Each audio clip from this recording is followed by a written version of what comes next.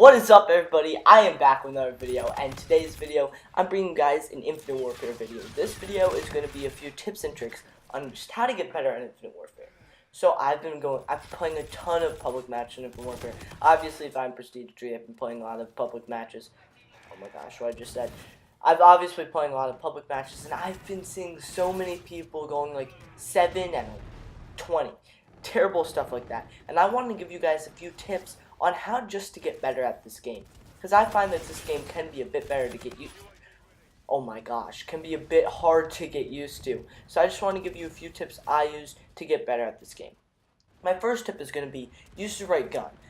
I see people going out there with guns that have crazy recoil, have terrible range, and that's why you're doing bad. Use a good gun use a good gun, of course, but use a gun that has a decent range and very little recoil if you're just getting used to the game. So therefore, you would want to use a gun like the MP4. Has very minimal recoil and is good at almost all range except for like very, very close range. You'll absolutely get dominated by SMGs like the ERAD, and if you're close range rush happy player, then you should probably definitely use the ERAD, but not the FHR-40. I'd recommend the ERAD over that because FHR-40 has very high recoil. Even though it has the fastest fire rate, it has a high recoil, and it's not the best to use. And my second tip is going to be wall running. Wall running is so darn useful in these games, just to be moving faster and just to outmove people. Even though wall running's been in Call of Duty for like, I don't know what, ever since Advanced Warfare, which is 2 Call of Duties ago, people still aren't quite used to wall running, and wall running helps you navigate the map so much better, outmove people, and just altogether helps you get more kills and less deaths. If you can wall run well, then you're going to be doing a lot better in Call of Duty. And then, after wall running, this tip kind of plays right into it. It is, instead of jump shotting, try drop shotting. Everybody's expecting a jump shot. They're expecting you to, when you run into them, to jump up and go up, so they're going to shoot up with their kick. But if you drop shot, they're going to be going up, you're going to be going down, and you're going to be getting those few extra shots on them. And I've been finding that drop shotting is really, really OP in this game. My next tip is going to be, use the right score streaks. If you know you can't go on like more than a 5 kill streak, then don't be using something like the Warden and the Thor. Use like a Scarab, a UAV, and a drone package, if that's what you can go on. If you're a moderate to good player like me, then what you'd want to use is like a UAV, Scorchers, and Bombardment. I find that score streak works really, really well, and I can find myself doing really well with that. Now my next tip, this is a very, very, very important tip that I think a lot of people need to pay attention to, and that is be stealthy.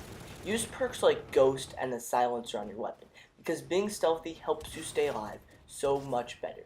Just being able to have that extra little advantage on your enemy, of the enemy not knowing where you are, but not knowing where you are, but you know where they are, if you get what I mean. Just having that extra little thing helps you out so darn much. You'll get so many more kills, and that's really, really, really important in this game. The next thing, it's not really gameplay saving, although it does kind of help the games because it deals with the weapon variants. Save your salvage. Don't spend it on a rare variant or a common variant. Save it so you can build up to the legendary or epic variants, because those are the ones that are really, really, really going to help you out in the game. Because, you know, like when people have epic variants, per se, like the Ripper, they're going to be doing a lot better against the average person just using the regular, what gun's that? RPR Evo. And now, this is my last tip, and probably a tip that I think a lot of you a lot of you guys will benefit from, and that is using the right specialists. I've seen people using terrible, terrible specialists, and I want to give you guys a few recommendations. I don't really use specialists with guns. I prefer to use specialists that help me stay alive. If you're somebody that wants to use the specialist with a gun, don't use the Steel Dragon. It's not that good. Or the Eraser. Both of those are not the best. I'd recommend using the Claw. The Claw is absolutely insane. You can get quad feeds pretty much every time you use it. I forgot the English language there. Sorry if that's a weird break there. I stuttered when I was talking. Okay, so building off of the specialist tip, I like to use specialists that help me stay alive, like FTL jump, or FTL's phase shift, or synaptics rewind. I find that those help you out a lot. Say you're going up against a corner camper, he's about to pop 1, 2, 3 shots at you and kill you.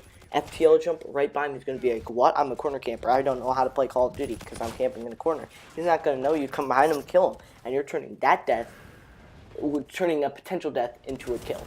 So that's what I think using like things I call staying alive specialists help out a lot better. And this is a really like advanced trick. Like if you're really trying to like stay alive, I recommend using synaptic payload, because shooting at them, they have a lot smaller of a the merc. They have a smaller player, if that makes sense. Their body's not as big as other people. They take up less room and they're harder to shoot at, cross map and stuff like that. They're generally harder to kill because they're a smaller body compared to Merc, which is a larger body. So if you're really going try hard, then you'd want to use Synaptic because it has a smaller body. I personally, that's way too try hard for me, and I just use FPL. I really hope that these tricks will help you out, because they definitely helped me out. And then this trick, this is going to be real. This is a trick I use. This is very important. Before you go about playing a public match, I really recommend that you play at least 1 or 2 or 3 custom game matches against bots. Those will get you ready, and you will end up taking less deaths in your first game, improving your KD and your stats overall, because you'll be ready. Because, you know, generally speaking, our first game, or well, at least my first game, is absolutely AIDS. I go out there and I go like what, 15 and 16. No, that's okay, I don't go that bad. I go maybe like 16 and 14, or something terrible like that. Not what I usually do. I really hope these tricks helped you, and I'm sorry that I haven't been uploading too much lately. I have had a chaotic week of school, and it's just been like, everything's just been doing its course. So anyways, that's my video for today. I hope you guys enjoyed, and I hope this helps you out. I will have the montage out maybe Monday instead of Friday, because my upload schedule. But anyways, that's all I have for this video. Please leave a like and let me know if you guys liked it. Peace.